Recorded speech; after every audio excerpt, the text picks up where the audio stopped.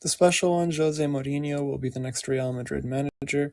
I know it's not fully confirmed yet, but it might as well be. I mean, I've seen like 40 posts from Fabrizio about it within the last week. There's a lot of stuff that could go wrong here. There's a lot of stuff that could go right. There's a lot of stuff to talk about. So let's get into it. All right, we're going to be starting here. This is a post by 433. Benfica are invincible. Jose Mourinho says goodbye to Benfica without losing a single match in the league. 23 wins, 11 draws, 0 defeats. However, Benfica finished third behind Porto and Sporting and miss out on the Champions League. Next stop for the special one is Real Madrid. Now, just before we start, I want to say it is very, very impressive to go invincible in a season and not win the league. I didn't think that was possible, but, leave it to Mourinho to do the impossible. So, basically, it is confirmed he will be the next Real Madrid coach. Now, there's a lot of positives that people can see from this, and I get that. I mean, Mourinho is one of the best at his level. He's done stuff that no other manager can even dream of doing. But then again, he's very, the club has to be willing to work under him for him to be able to work his wonders at the club. It's not like a type of manager where it's just you throw him in, he'll stabilize the ship, and then move on. It's the type of manager where if the players don't work for him, then he won't work for the players. He has that ego. And obviously, as we know, at Real Madrid right now, people are fighting. There is problems within the staff. There are problems between the players. I saw a video the other day of the players walking out to the training ground, and it was like split into two groups. One group where it was like around Mbappe, and then the other group where it was around Vini. There's literal factions being split into the dressing room. He just recovered from a concussion that was given to him by his teammate. Florentino Perez, he has basically a coup coming up against him. There's an election to be held soon, 3 years early, ahead of schedule. Arbeloa made Kylian Mbappe the fourth choice striker. That club is just a mess. And I don't know if fighting fire with fire is the right option here, because obviously you need a player who can handle those egos. That is not going to change. These players are not going to come into next season brainwashed. It's still the same players, it's still the same personalities, it's the same personnel. That's not going to change. But you need somebody who can handle that, but not make it worse. Mourinho is a massive gamble. I think it's 50-50. He could come in, he could sort these guys out the old-fashioned way, if you want to say that. Get them all straight, get them all to work together, to work for him. You don't have to like each other, but you have to work for the team, you have to play. You have to be willing to sacrifice on the pitch, you have to be willing to die on the pitch. Or he could come in, he could try to do his style, he could try to force them to do what he wants them to do, he could try to force that ego out of them, and then it's over. It gets worse. Mbappe, the dictator Mbappe, he goes mad. Florentino Perez could get mad, Vinicius Jr., Jude Bellingham. There's a lot of things that could go very, very wrong here. Moving on to Fabrizio's posts, which there are a lot of. This one came out a day ago.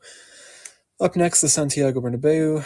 Mourinho wins his final game at Benfica, ends his season undefeated.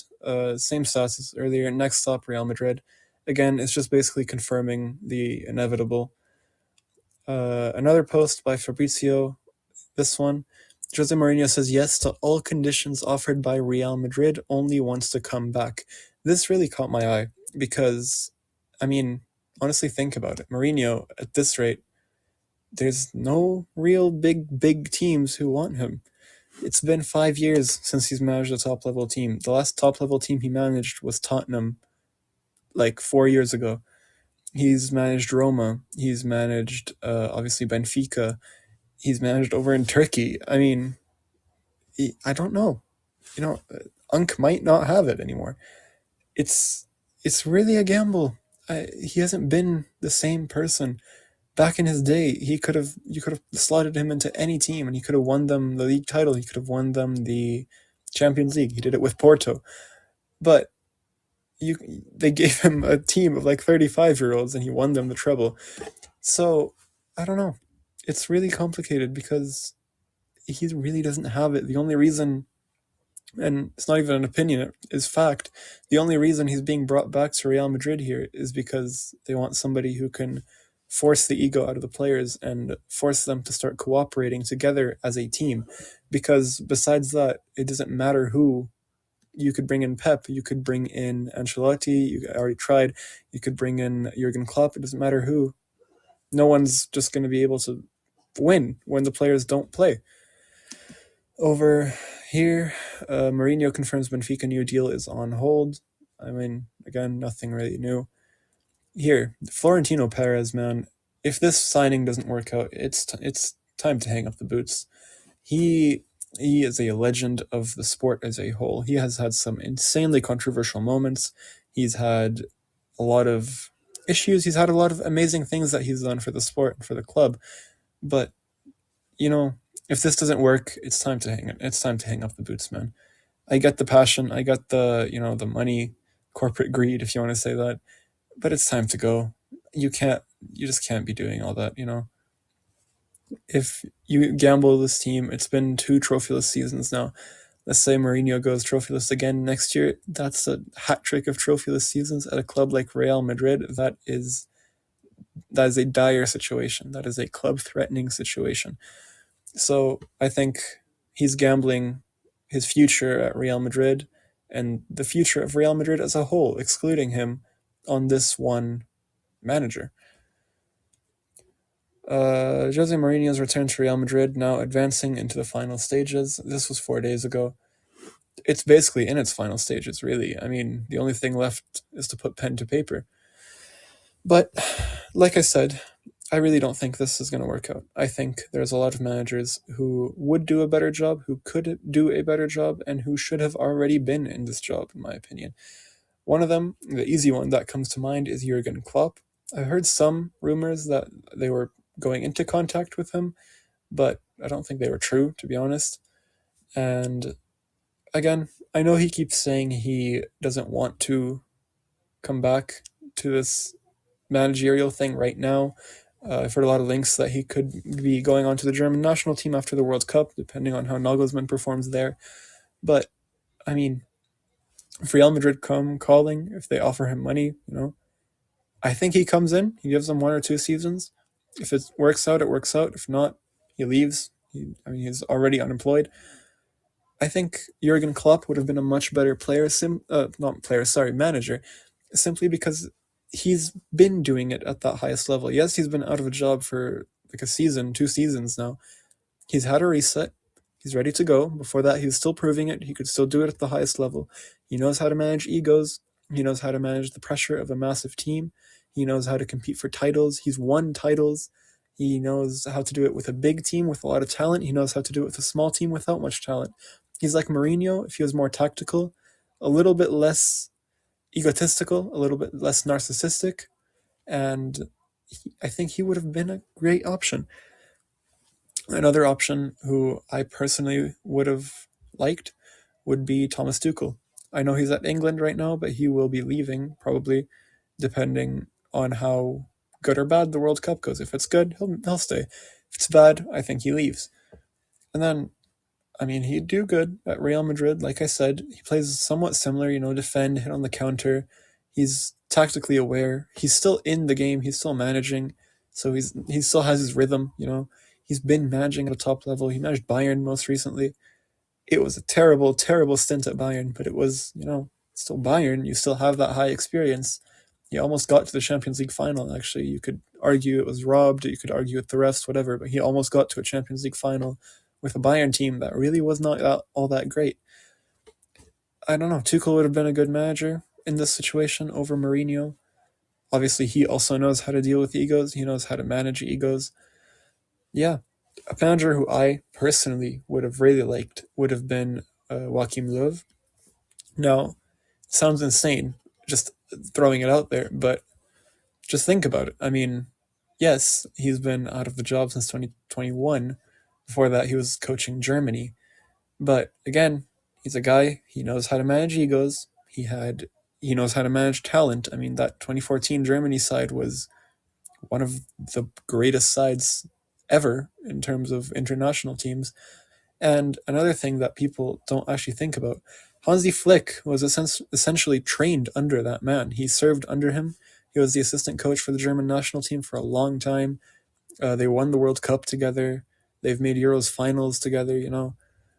He knows how to deal with Hansi Flick. He knows how to play defensive. He knows how to attack.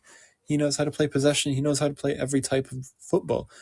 And he might not be as good of an ego manager as Mourinho, as Klopp, as Tuchel, but I think he's the type of manager you bring in. You know, he studies the ship 1 or 2 years, less media attention, I guess, because you know Mourinho is a massive, massive name in the sport. He always will be. It's less media attention, less pressure. If it doesn't work out, you can say, all right, well, we tried, kind of like what you did with Xabi Alonso. And then if somebody else is available, then you go for them. Enzo Maresca obviously was available too. You could have tried. It's highly, highly unlikely, but you could have tried to get Pep after he's very, very likely going to be leaving City. There's a lot of options that you could have gone for here. But yeah, I mean, honestly, you could probably try to coerce Toni Kroos to get his managerial thing and come out of retirement. But I don't know. I really don't think Mourinho is the right man for the job. I think what he's done for the sport, what he's done in the past is incredible, but essentially Unk no longer got it. Leave the game before the game leaves you. I think he's a type of manager, you send him over to like a Borussia Dortmund, to Brighton, maybe Atletico, like an Inter, send him back to Inter, AC Milan, that sort of thing. I think he does well, you know, but I just don't think in this situation specifically, maybe under different circumstances, but in this situation, with what's happening right now at Real Madrid, with all the fights and all the drama, and it only seems to be getting worse and worse by the day, I don't think adding the ticking time bomb that is Jose Mourinho into that mix, into that pot, is going to do good. I think it's going to go terrible. I think Hansi Flick knows how to play mind games, and he will get into Jose's head. I really don't think that this is the right call. I really don't think this is what Madrid should have done. But yeah, I mean, it could go right. I could be sitting here a year from now, and he could have had the treble. He could have had the sextuple. He could have been sacked a month into his stint. You know, we never know. We can't predict these things. That's the beauty of football. So let me know what you think. Let me know your thoughts in the comments down below. Thank you all so much for watching this video. Let me know your feedback. Subscribe if you enjoyed. Like, comment, share. You can follow me on socials. They are all linked down in the description. Thank you all so much. And yeah, have a blessed rest of your day.